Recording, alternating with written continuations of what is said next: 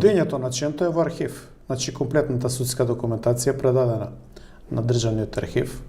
И дедовците на одредени внуци кои беа начело на УДБА овие изминати 30 години ги имаат тие материјали.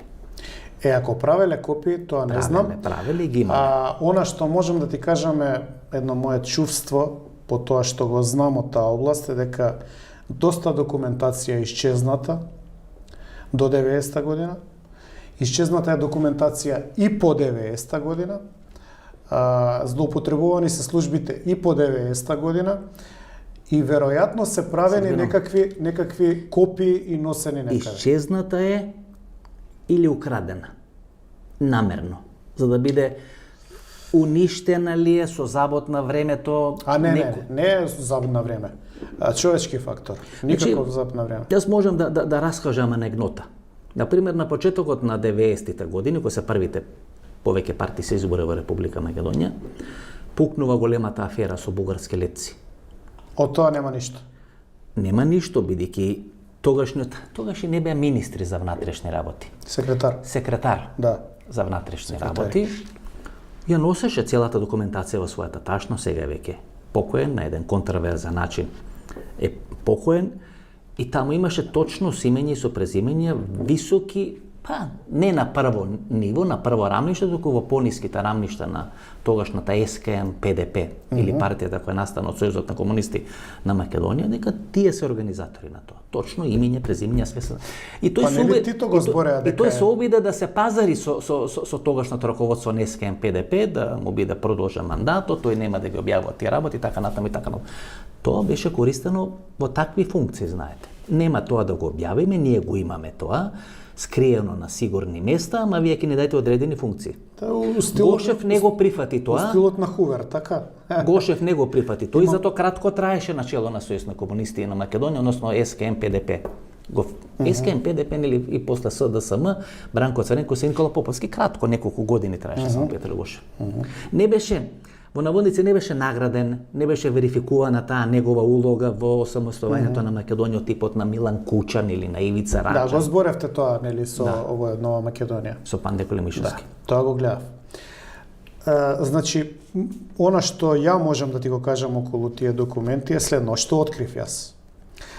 Кога носиме закон ние како прв парламент, односно владеачка гарнитура 98-2002, нели, донесовме закон за отворање на досијата водени од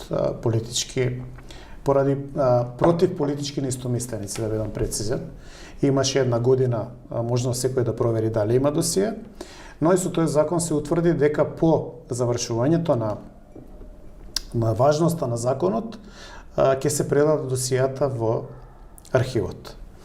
И тоа е направено. Се сменува власта, доаѓа СДСМ, се предаваат и извесно време стојат досијата во архивот, меѓутоа нема активност. Не се објавени повеќе од 10-15 години. Сега, има еден многу чуден момент кој што никој го нема откриено. Ја дали случајно, дали затоа што бев кне и многу бев заинтересиран. Прво открив дека она досие кое што ја го имав за следењето на ВМРО ДПМН, темел досие, не е предадено во архив. Цело досие? Го немаше. Темел. Значи, јас го имам тоа досие како пратеник и тоа досие јас го давам во комисија за таа водеше Тито Петковски, комисија за злоупотреба, односно за човекови права, и барам комисијата да се произнесе и имам издействувано да се произнесе дека е направена злоупотреба, односно дека службите се злоупотребени против партијата. За континуирано следење. Да. Тоа е до 98. На ВМРО ДПМН. Да. И тоа е нели организирано од она хотелот кој што е во непосредна близина. Како се вика, без 200 сега, тогаш се викаше поинаку, нели, од она турист со хотелите.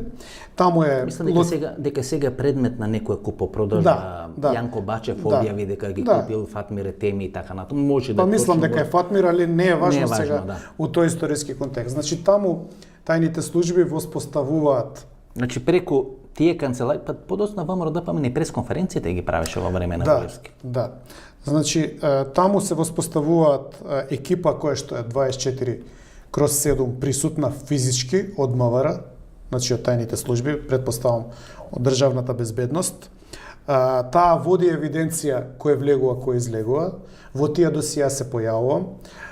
Меѓу другото, досија Темел има и оперативен план за следење на штабот, на Љупчо, на Достап мое, има наведено датуми, све комплет. И сега тоа досие, јас го предавам во парламентот, меѓутоа сочувам копија. Кога доаѓа години 15 подоцна со Зоки да дискутирам, 13 години поточно, Зоран Тодоровски.